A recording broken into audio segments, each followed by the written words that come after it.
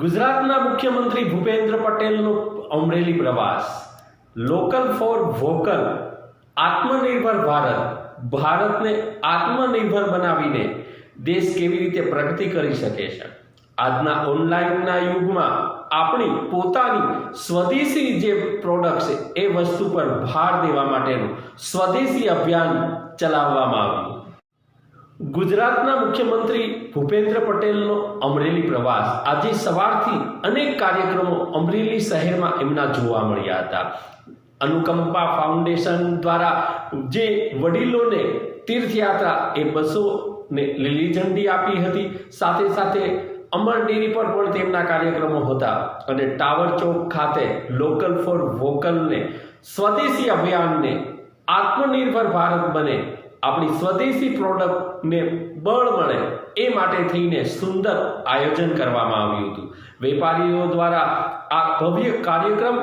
આયોજિત કરવામાં આવ્યો હતો અને આમ જોઈએ તો સ્વદેશીની વાત, અને જ્યારથી અમેરિકાએ ભારત ઉપર ટેરિફ વધાર્યો છે ત્યારે વિદેશી પ્રોડક્ટની હોળી પણ અમરેલીમાં જોવા મળી હતી અને સૌ પ્રથમ લોકલ ફોર વોકલ, આત્મનિર્ભર ભારત અને એના સિમ્બોલને સ્વીકારવાનું કામ અમરેલીની કંપનીઓએ કર્યું હોય। શીતલ આઈસ્ક્રીમ દ્વારા હમણાં ટૂંક સમયમાં એ જે સિમ્બોલ નક્કી કરવામાં આવ્યો હતો એ સિમ્બોલ પણ સ્વીકારવામાં આવ્યો હતો, ત્યારે આજે મુખ્યમંત્રીના હાથે સુંદર જે વેપારીઓ છે ત્યાં આત્મનિર્ભર ભારત સાથે દેશ કેવી રીતે પ્રગતિ કરે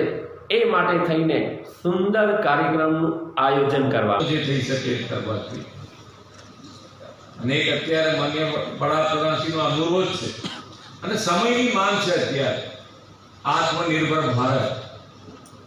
અને આત્મનિર્ભર ભારત માટે આપણે બધાએ